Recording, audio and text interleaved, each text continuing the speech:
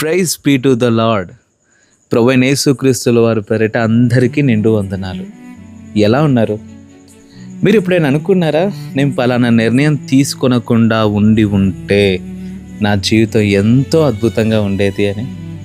మీరు ఎప్పుడైనా అనుకున్నారా, పలానా నిర్ణయం తీసుకున్నాను కాబట్టి ఈరోజు నా జీవితం చాలా చక్కగా ఉందని? నిజమే, మన జీవితం నిలబెట్టబడటం లేదా పడగొట్టబడటం అది ఒక నిర్ణయంతోనే ప్రారంభమవుతుంది. అయితే మరి మీ నిర్ణయాలు ఎలా తీసుకుంటున్నారు? మన పెద్దవాళ్ళు ఎప్పుడూ కూడా మీరు ఏ నిర్ణయం తీసుకోవాలనుకున్నా మా సలహా కాస్త తీసుకోండి అని అంటారు.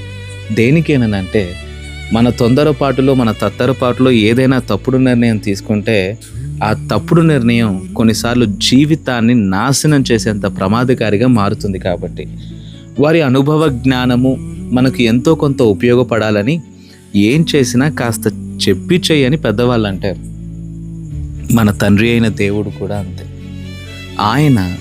ఆయన యొద్ద మనం విచారణ చేసి మన నిర్ణయాలు తీసుకోవాలని ఆయన కోరుకుంటున్నాడు.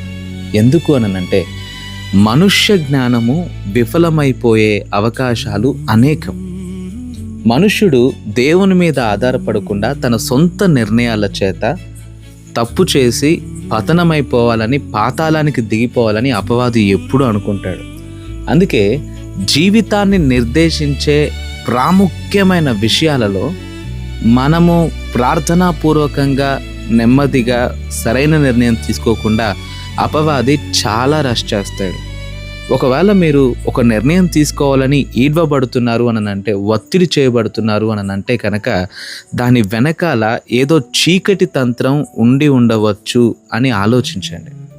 ఎందుకు అనంటే, దేవుని యొద్ద విచారణ చేసి తీసుకునేటువంటి నిర్ణయము విఫలమవ్వటము అసాధ్యము. కాబట్టి మీకు తెలుసా, మనుష్యుల జ్ఞానమంతా కూడగలుపుకున్నా దేవుని వెర్రితనానికి సమానం కాదంట. మనుష్యుల బలమంతా కూడగలుపుకున్న దేవుని బలహీనతకు సమానం కాదు. యెషయా గ్రంథం 30వ అధ్యాయం 1వ వచనం నుంచి చూస్తే, యెహోవా వాక్కు ఇదే, లోబడని పిల్లలకు శ్రమ, పాపమునకు పాపము కూర్చుకొనున్నట్లుగా వారు నన్ను అడుగక ఆలోచన చేయుదురు, నా ఆత్మ నియమింపని సంధి చేసుకొందురు.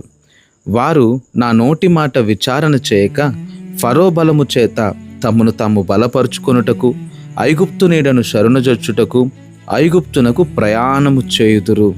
ఫరో వలన కలుగు బలము మీకు అవమానకరమగును, ఐగుప్తు నీడను శరణుజొచ్చుట వలన సిగ్గు కలుగును అని అంటున్నారు.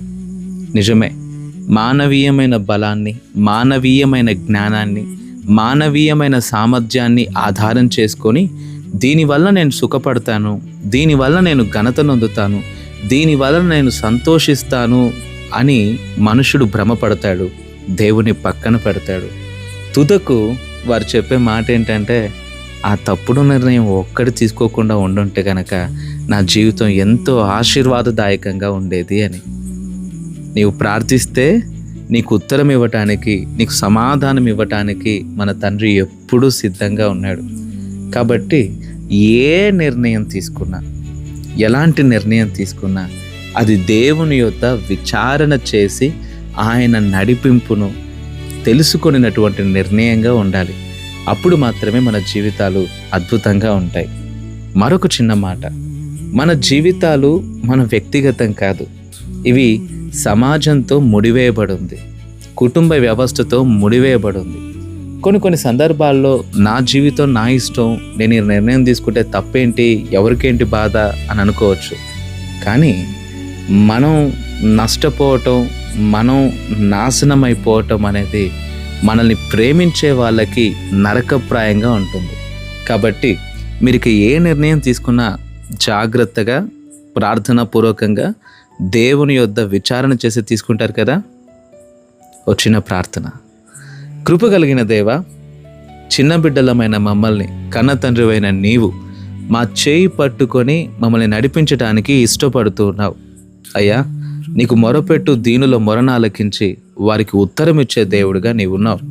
నీ యొద్ద విచారణ చేయకుండా లోక బలాన్ని, లోక సామర్థ్యాన్ని, ఈ లోక ఆశలను ఆధారం చేసుకొని మేము పరిగెడితే పతనమైపోతామని బైబిల్ చాలా స్పష్టంగా తెలియజేస్తూ ఉంది. అయితే నీ చేయి పట్టుకొని మేము నడిచినప్పుడు విజయ తీరాలకు మేము చేరతాం, అనేకుల ఎదుట మాదిరిగా ఉంటాం. కనుక నీ చేయి పట్టుకొని నడిచే అనుభవంలోనికి మమ్మల్ని అందరినీ నడిపించమని వేడుకుంటున్నాను.